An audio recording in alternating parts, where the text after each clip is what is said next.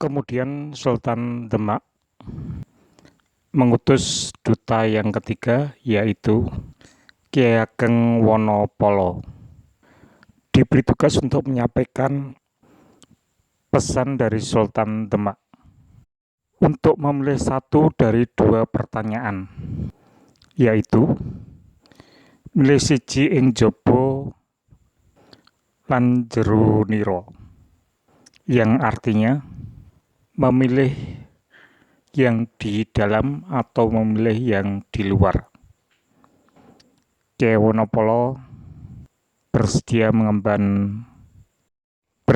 menerima tugas menemui Ki Ageng Pengging sebagai duta. Setelah berpamitan dengan Sultan dan Sunan Kudus, maka berangkatlah Kyai Ageng Wonopolo ke Pengging.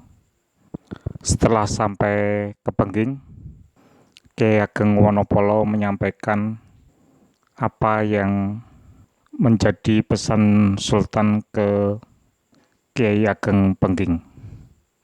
Mendengar pertanyaan tersebut, Kyai Ageng Pengging menanggapinya dan kemudian berkata, "Dinda Kyai Ageng Wonopolo, apa pula yang dikhawatirkan Sultan Demak Bintoro?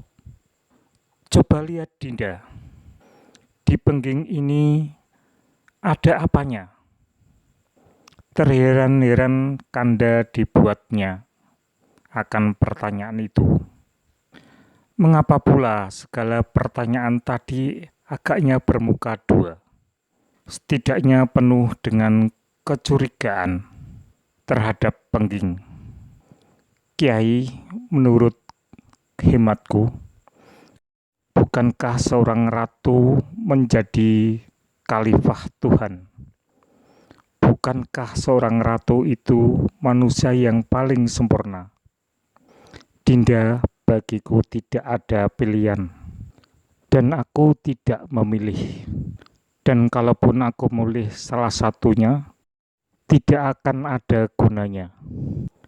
Adi Kyai Ageng Wonopolo, pesanku padamu tolong sampaikan pada Sultan Demak Bintoro bahwa pertanyaan dari Sultan Demak tadi kepadaku, aku tidak ada pilihan.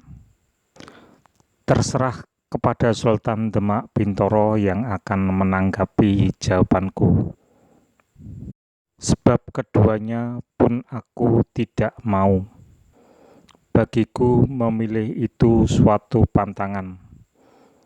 Tiada guna bagiku hidup sebagai manusia di dunia, kalaupun aku sampai memilih satu di antaranya. Sebab manusia itu tidak berhak memilih ataupun menolak. Setelah menerima pesan dari Kyai Ageng Pengging, Kyai Ageng Wonopolo pamit untuk pulang ke Demak Bintoro. Setelah gagal tidak mendapat jawaban dari Kyai Ageng Pengging, maka diutuslah Sunan Kudus untuk pergi ke Pengging.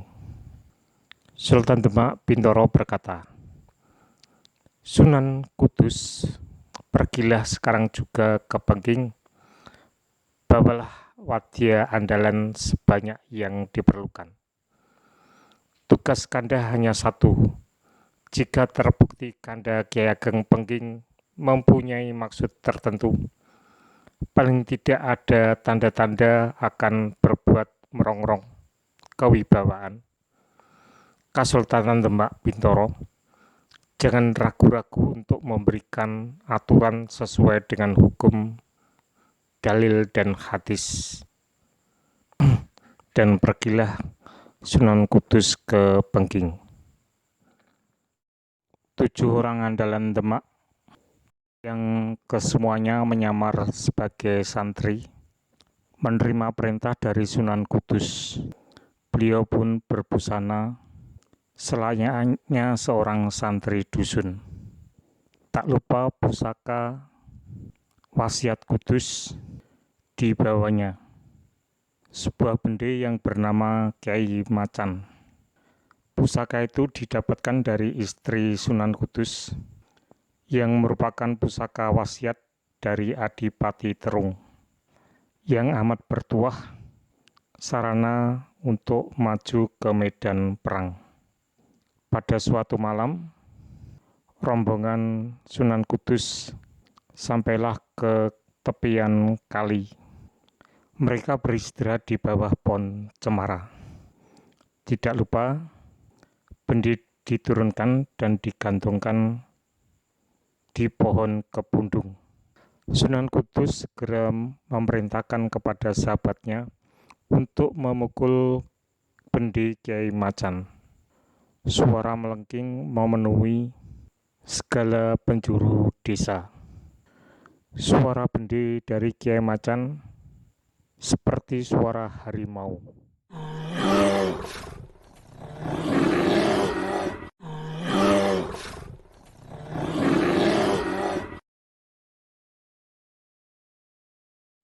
Maka gegerlah penduduk desa.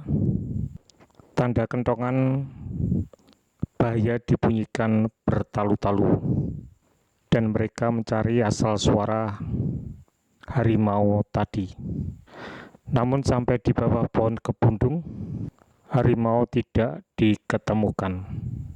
Hingga pagi tiba, Sunan Kudus dan sahabatnya segera berangkat menuju ke Pengging. Kemudian Sunan Kudus memerintahkan kepada sahabatnya untuk beristirahat di salah satu rumah penduduk. Dan Sunan Kudus sendiri melanjutkan untuk menemui Kyai Ageng Pengging. Sampailah Sunan Kudus di depan pintu gerbang, dan kepada penjaga pintu gerbang Sunan Kudus bertanya, "Kisana, apakah Kyai Ageng Pengging berada di rumah?" Penjaga pintu menjawab, "Ada, beliau sedang berada di dalam. Kyai Ageng Pengging sedang sakit, tidak mau makan dan minum. Seharian hanya berdoa dan tafakur." Lalu Sunan Kudus berkata kepada penjaga pintu gerbang, "Kisana, aku minta tolong, sampaikan pada Kyai Ageng Pengging bahwa Duta Hyang Widi akan bertemu. Lagi pula Jibril akan menyampaikan perintah kepadanya." Setelah berita itu disampaikan kepada Kyai Pengging, kemudian Kyai Pengging memerintahkan untuk mempersilahkan tamunya masuk. Lalu penjaga menemui Sunan Kudus untuk mempersilahkan masuk ke dalam Kadipaten Pengging. Sunan Kudus memberikan salam kepada Kyai Ageng Pengging. Demikian juga Kyai Ageng Pengging membalas salam dari Sunan Kudus. Waktu itu Kyai Ageng Pengging sedang sakit, dan Kyai Ageng Pengging menerima Sunan Kudus di dalam kantil atau kamar untuk tidur. Lalu berkata Kyai Ageng Pengging kepada Sunan Kudus, "Sunan Kudus, kuucapkan selamat datang di Pengging ini." Dan menjawab Sunan Kudus, "Kakang Kyai Ageng Pengging, insya Allah kita selamat semuanya." Segera Kyai Pengging memanggil istrinya untuk menjamu tamunya Sunan Kudus. Setelah Sunan Kudus dan Kyai Ageng Pengging berbasa-basi, Sunan Kudus memulai pembicaraan. "Kakang Kyai Ageng Pengging, atas perintah dari Sultan Demak Bintoro, Kakang Mas dimohon untuk datang di Demak sekarang juga.